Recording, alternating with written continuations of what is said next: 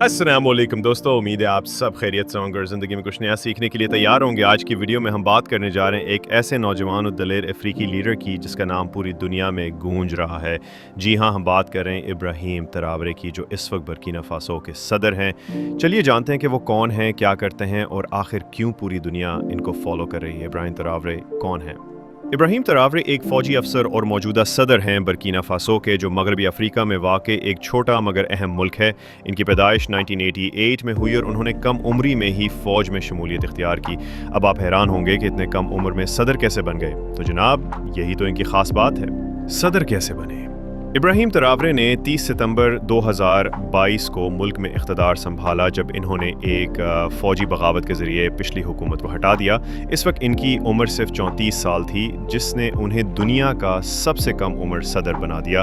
उन्होंने बगावत के बाद ऐलान किया कि इनका मकसद मुल्क को बदउनवानी, दहशतगर्दी और बैरूनी मुदाखलत से बचाना है। वो क्या करते हैं?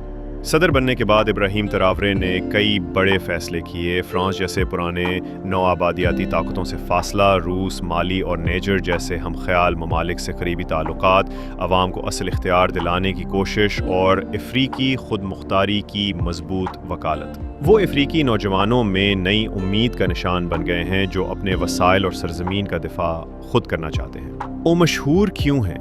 इब्राहीम ट्राओरे को इनके दलेर, निडर और सादा अंदाज़े हुक्मरानी की वजह से सराहा जाता है। ना महंगे सूट, ना प्रोटोकॉल, बस एक फ़ौजी वर्दी, कौम के लिए जज्बा और आवाज़ में सच्चाई। इनकी वीडियोस, तकरीरें और बयानात सोशल मीडिया पर वायरल हो जाते हैं। बहुत से लोग इन्हें अफ्रीका का ची गुएरा भी कहते हैं।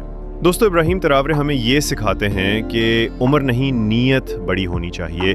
एक नौजवान अगर खुलूस से दिल से अपनी कौम के लिए खड़ा हो जाए तो पूरी दुनिया इसे सुनने पर मजबूर हो जाती है।